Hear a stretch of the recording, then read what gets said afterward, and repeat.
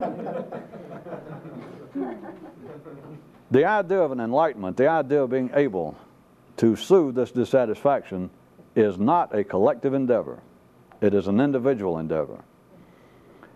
But everything you hear sounds as though it's collective.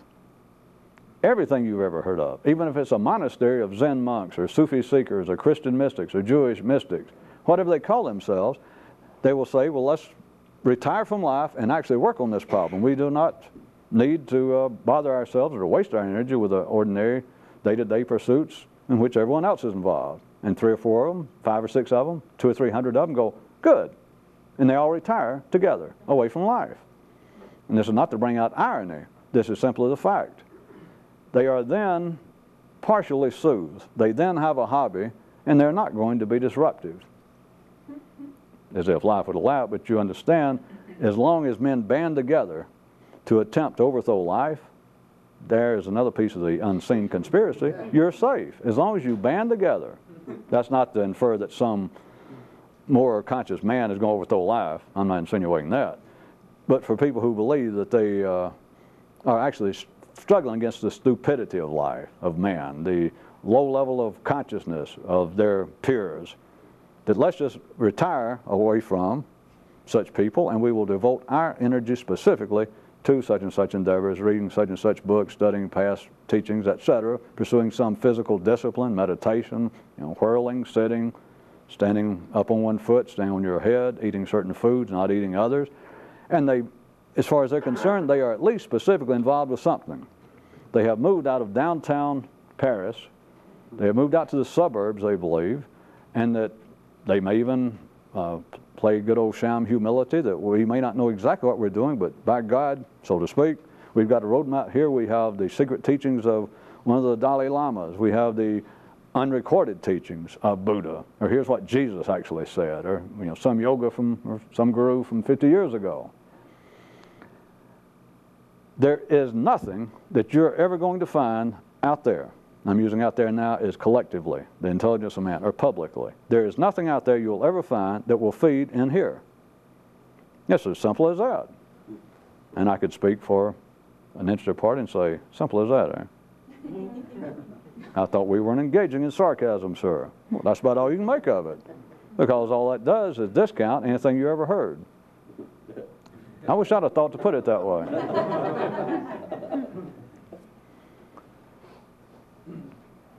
Now let's get a little more specific, so that you don't think that this was just a, I was going to say just so you don't think this was just a rambling on-the-spot discourse, but I should give you people credit for being, pretty sharp, so why lie to you now?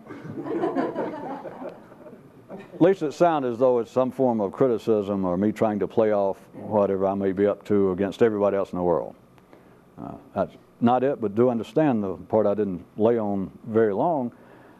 It's impossible to get people to move here unless they're presented, unless they already have the idea and in some way you participate somewhere past the point of 100% passive participation, that people feel dissatisfied. You in some way have got to at least look at them. If you put up a sign outside a place and say, meeting hall for the intellectually dissatisfied, that's incorporated. And people show up and they say, well, here it is, the guy's in charge of lecturing about this. And a guy comes out and he goes, even if he didn't say anything, you would assume, well, he realizes the sorry state of affairs in which we normally live. You almost have to go that far and go, Literally, there's nothing that has nothing to do with people's stupidity. It has nothing to do with their cultural background, education. It has to do with the way the mind works. Nobody will move. No one will make any effort. No one will try to lose weight. Let's make it simple, unless they think they're fat. If they don't think they're overweight, they're not going to try. Nobody's going to change their diet if they think what they're eating keeps them as healthy as they need be.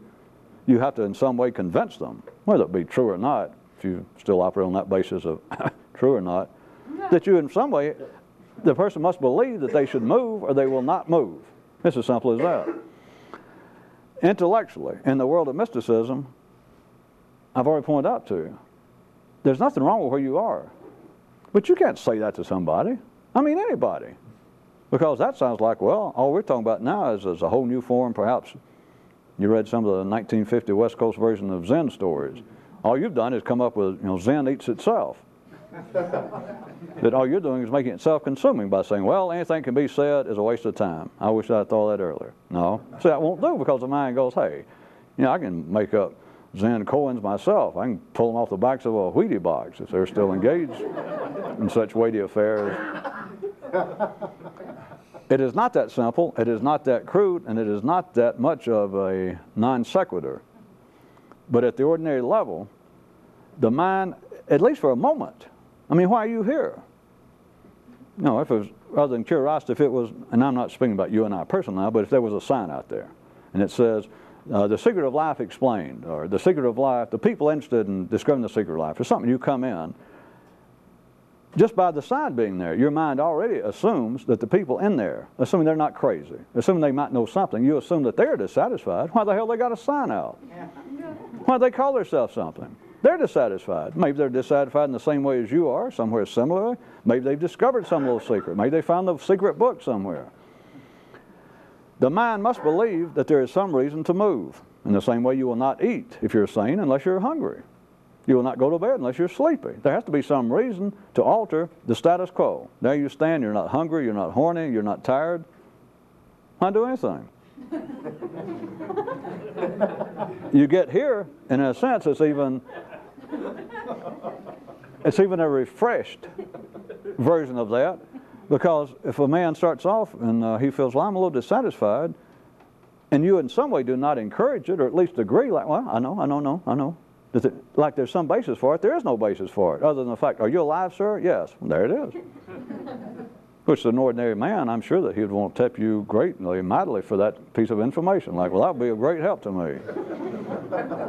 I'm alive and therefore I'm dumb.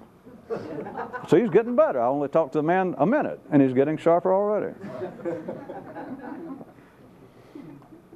All of the ideas, I was going to get into the mind itself, because I'm, again, assuming that most of you or all of you have had some kind of experience or reading or imagination. All of the ideas of trying to awaken consciousness, or that man lives in a dream, that man lives in a state of less than full consciousness, or that man's mind is being held by allegorical demons, and that it must be liberated through certain kinds of discipleship or through some specific physical discipline, into the, a little more directly, the idea mostly attributed to some of the sub-schools of the Buddhist areas of the world, the idea of calming the mind. That the whole idea of Zazen or sitting or all kinds of meditation is to point out that the mind is always, yeah. The guy goes, yeah. And he goes, well, the secret is, if you go through our discipline, and you're lucky, and you meditate enough, and you be able to sit, and you can calm the body, and you go for years and years, or however long it takes, and then maybe one day it will finally calm the mind. And they describe, it's been done many times, that the mind is like the surface of a lake, and it's always, the wind's blowing, it's always something. And there you are, and you can't seem to control yourself, and your mind's always popping around, and you're thinking, boy, I wish, I'm going to start being nicer to people. And suddenly somebody bumps into you on the street. You're like, boy, I'm going to be nice. What the hell are you doing? And then you go, oh. See, it's easy. Because, and you say, well, there it is. The mind, you can't really put it on something. I mean, the mystical literature is full of those kinds of stories of man trying to sit and meditate on the many names of God and etc. And a fly comes up and bites him on the nose and goes, God damn! And then he thinks, what have I done? You're alive. I was getting at one of the more specific descriptions is the mind being like the disturbance on the lake and enlightenment.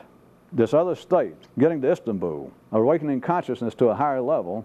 I'm taking this general description from Buddhism, so they'd call it enlightenment, is that suddenly that moment comes, as Buddha did, and their description is, it's a good one, good as any, that suddenly the wind stops, and instead of these ripples, which you know how it reflects, breaks up light when you look at it, is calmed, and then the mind becomes a perfect, it's like a mirror. Then it reflects, as they call it, reality as it is, a direct perception of reality that made Buddha go, well, God damn, or whatever he said. The story that's recorded is one of the great ones for humans, that there he went all the years, he went through all the local disciplines, he pursued all the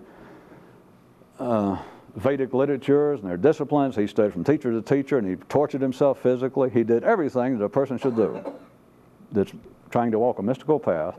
And then finally, you know, of course, in those kind of stories he had to tell somebody, he told his fellow travelers, these other monks, listen, this is not getting it. I'm going off. I'll see you later.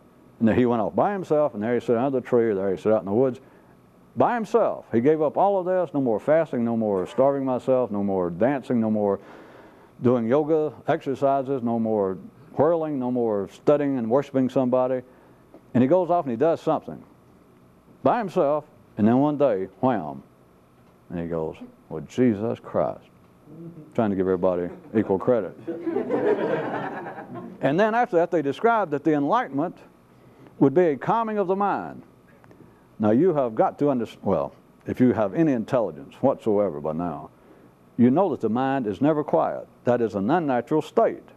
It is only the body, relatively speaking, comparably speaking, that can be satiated and be calmed. That is, you're hungry and the stomach is like, your stomach is having waves.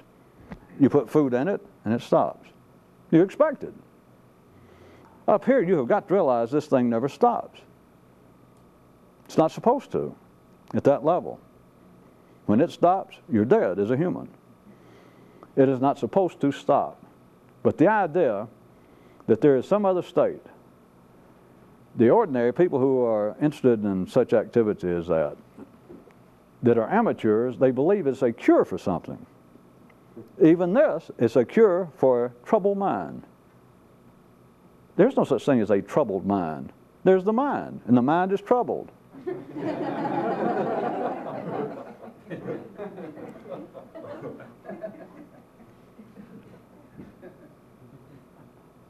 Anything that the mind has produced, no matter how impressive it may have struck you, and I understand that, it's not to discount the many fine hours and damn near mystical experiences I'm sure all of you probably had from reading, or combinations of reading and talking to someone, or reading and certain drugs, and you just know that I am so close. Or you just read something. You read the writings of some past yoga or something, and for some reason the words and all that is astounding, but it's put together just right, the condition just right, you've had just enough coffee and cigarettes and been up all night, and you read it and you think, oh, and it's like the most fun in the world.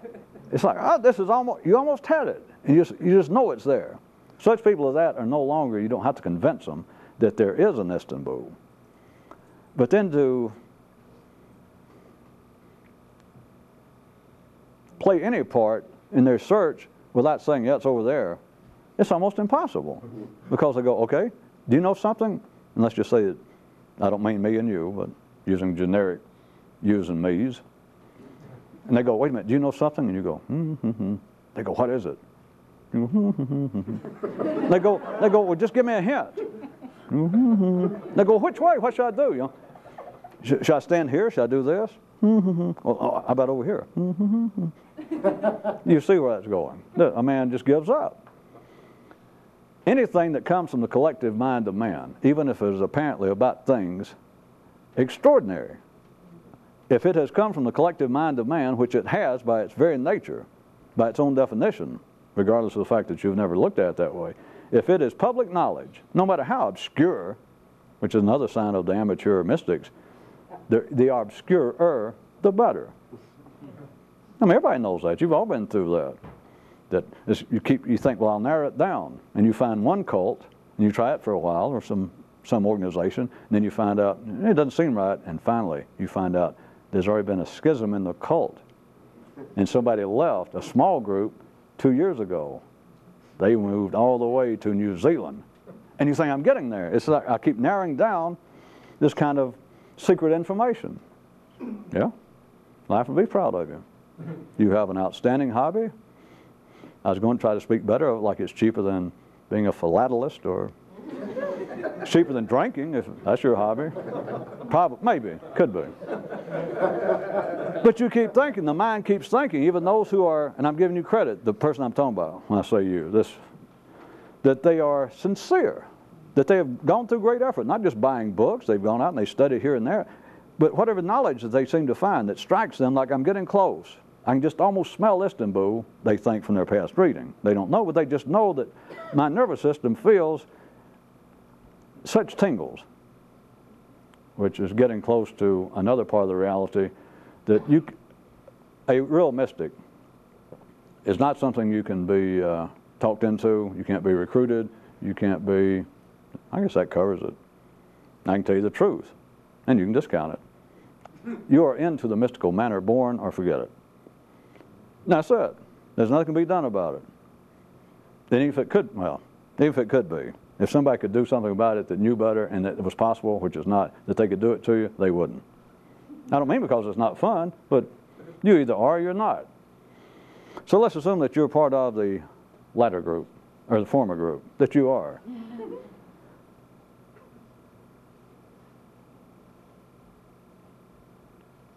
If you get past the age nowadays of 21, 22, your hormones begin to wear down. You, more or less, you have either accepted being an adult, or you look around and all of your peers have, and you're the one holdout.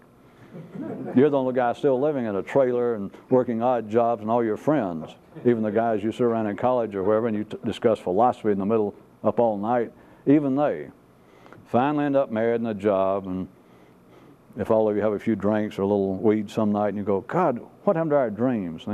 And they go, I got to get home. I got to go pick up the kids. Even if you're one of the holdouts.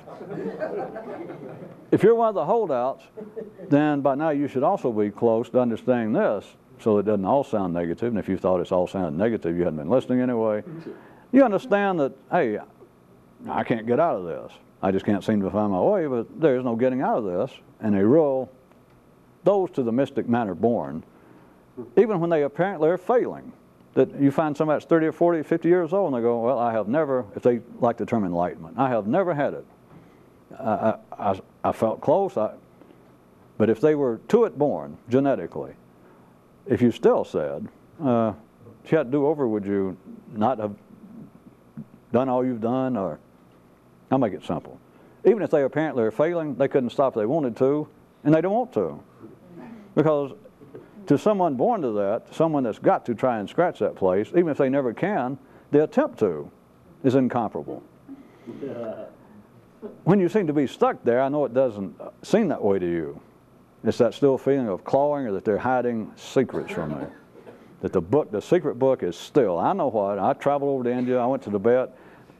You know what, it's some kind of conspiracy, but the time I get there, I've read a book or a pamphlet, a guy told me, I was over in London, and they said the secret book, the one that Buddha and Pythagoras and Pliny the Elder, the one they put together, the secret knowledge, they keep moving it. But somebody tells you it's in such and such a place right outside Calcutta or somewhere, and you go there and they go, well, those people were here. There was somebody by that name or somebody that fits that description about 2 years ago, and they just left. And you